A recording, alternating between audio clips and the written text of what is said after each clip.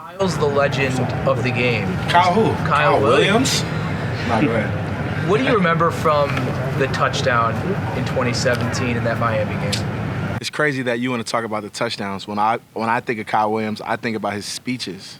You know, Kyle is a speech guy, and he puts it all together. Like, I'm surprised that he's not touring the world giving motivational speeches. But I do remember the touchdown because I remember the celebration when he threw the ball up and we all kind of fell. Is that the one you're talking about? Yeah, Kyle. I think he was a fullback, right? Kyle was like fullback, and I think he wanted to score a touchdown, so they put him in. He said, run left, basically. And it was run behind. I think it was me, E. Wood. Was Richie in there too? Yeah, it was me, E. Wood, and Richie. Yeah, that was cool. But yeah, big Kyle Williams, man. Number what? 95. Yeah. What did he mean to you? You talk about the speeches, but as a young guy, what did he mean to me? What did Kyle mean to me?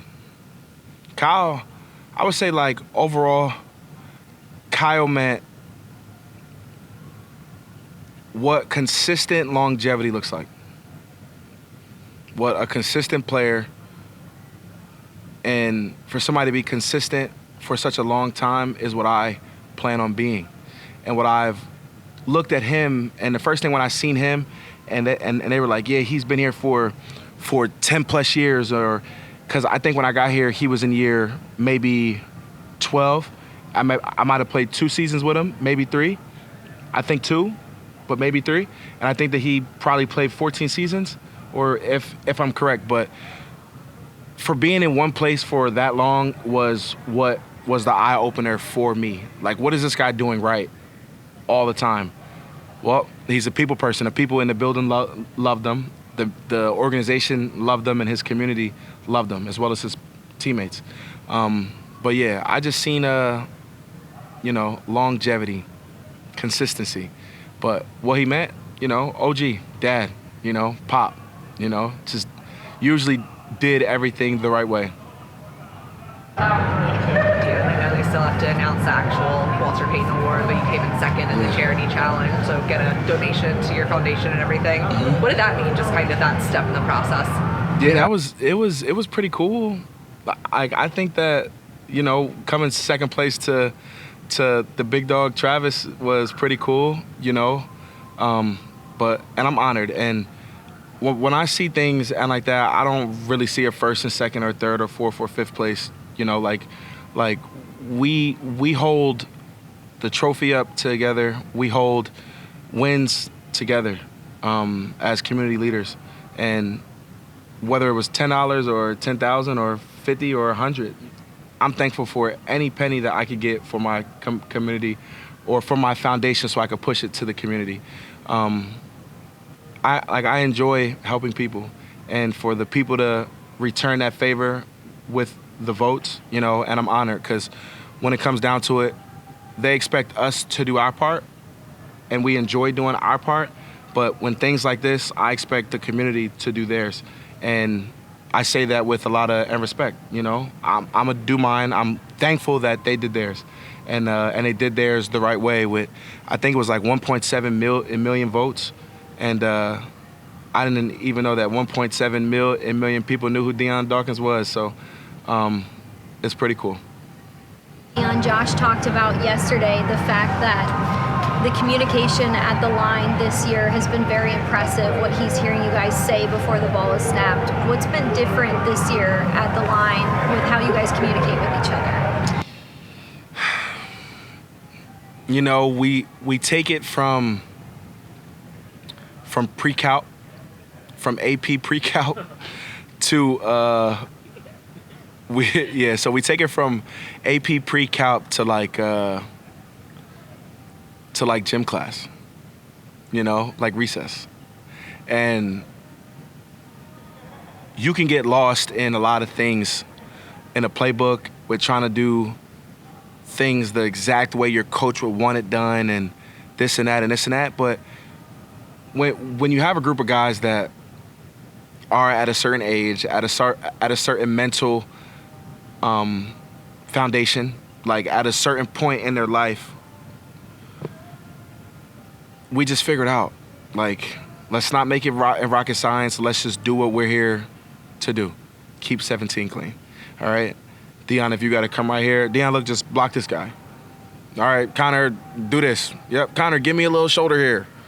Little things and like that to not dumb it down, but we just play simple football.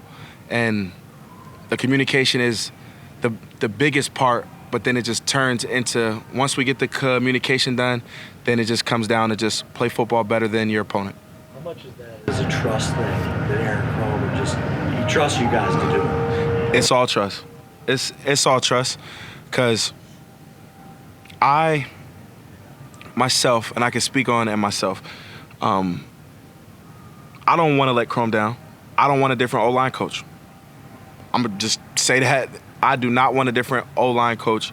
Cromer has made it so fun, as well as Millie, as well as Austin, in our room, of making football fun.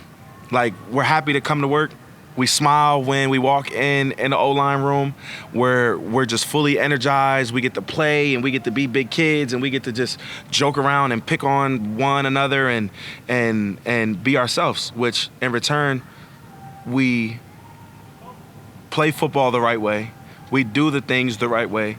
We try our best not to make mistakes. We try our best to do what Cromer is teaching and then just execute. When it comes down to it, if you're executing and playing football than your opponent, everybody is happy.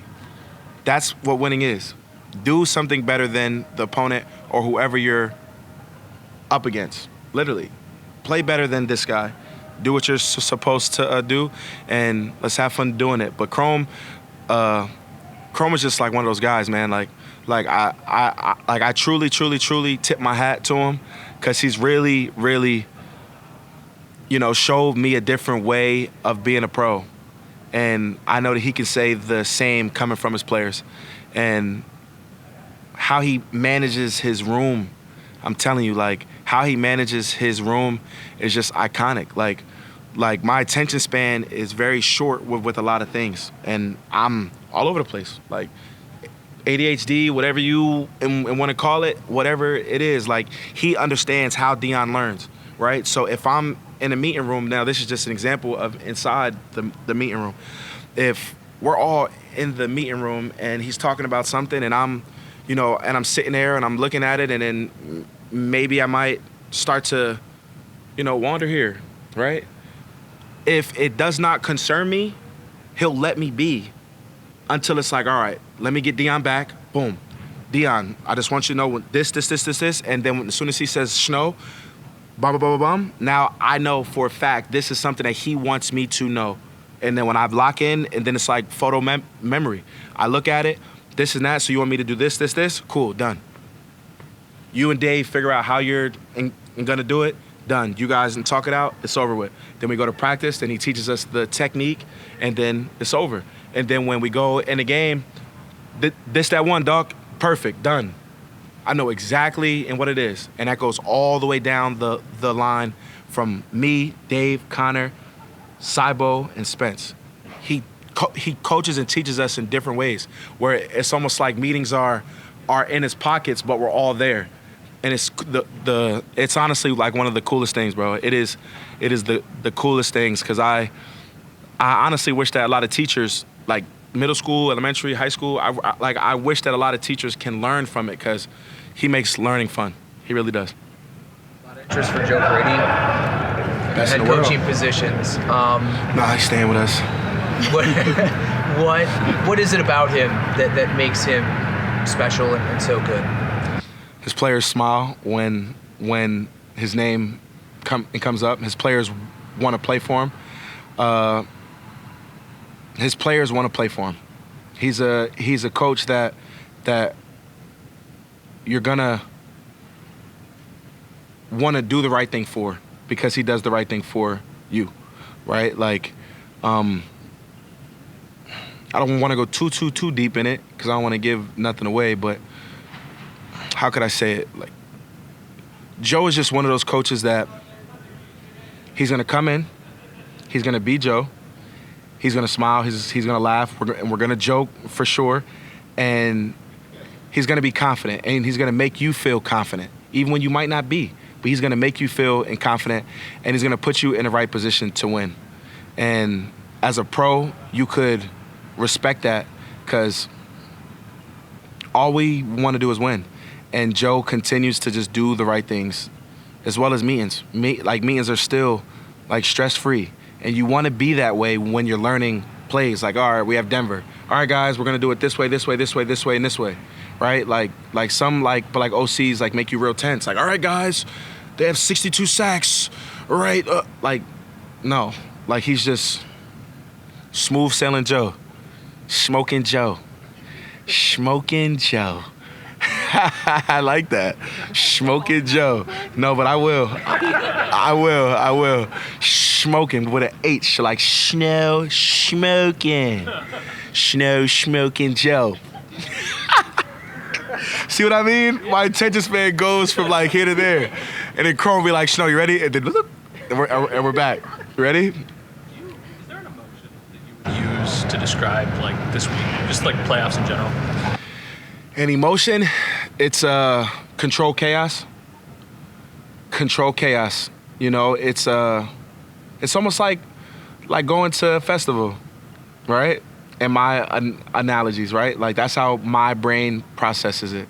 It's like we're all just at the show, right? And we're just doing our part. We're doing our part. We're bringing our energy. We're bringing our emotions. We're singing our songs. We're playing our instruments, right? And we're doing our part for the performance to be a performance, right? Even though we are the performance, but realistically, Joe is on stage. He calls the plays. We're his crowd. In the analogy, if you can fix your mind to seeing it that way. But yeah, it's control chaos. It's fun. You know, I tell some of the guys that haven't really, because there's a couple guys that have never played in a playoff game. They have no idea that once playoffs come, every rep matters more than how it did in the season, but every rep really does matter more. Even though you want to do the same things, you don't want to change, but just know that, all right, bro, you're in a 9th round of a 10-round fight, in a boxing fight, right? You want to make sure that all your jabs is on point. You want to make sure that all of your stuff is, everything is right here. Everything is right here. So, but your opponents are going to play hard. It's going to be a lot. It's going to be intense. Every team is good at this point. You can't cold shoulder nothing. We're all here. Everybody here is at that start of that race. And, Sunday, I think the first game is at 1 o'clock, right? Once 1 o'clock goes, there goes that track gun, and we're off. And the guys are going to feel the emotion, but to answer the question directly, it's control chaos. Good sense of humor. Do you have a favorite dad joke from Sean McDermott this season? Wow. Yo, let me think, because he says a dad joke every Friday and every day, it seems like, no, every Wednesday in Leader Council. I'm stalling because I'm trying to find one. You can marinate on it. I'm here every day. And me marinate. Let me see. As I'm soaking in my marination. It's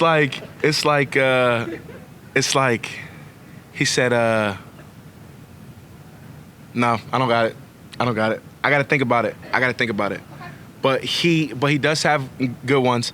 And I'm impressed because, McDermott over the course, he's gotten to his personality. He's become Sean McDermott, the person, and not just Sean McDermott, the coach. And I love that. I love that for him because I know it works at home. I know it's working here.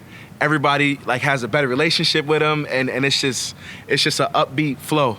But yeah, and McD does have good dad jokes. I'm sorry that I don't have one. I wish that I did. But I can't think of one because sometimes they go over in my head. The dad jokes are not easy to get, just so much I know. riddles and jokes, like, they're not easy to solve. So, you know, sometimes they just be, yep. You know, I lost that one. But yeah. As the person, the stress-free meetings, Joe Brady making you smile, Aaron Cromer having a funness to how he does everything. Seems like everything's happening correctly at the right time.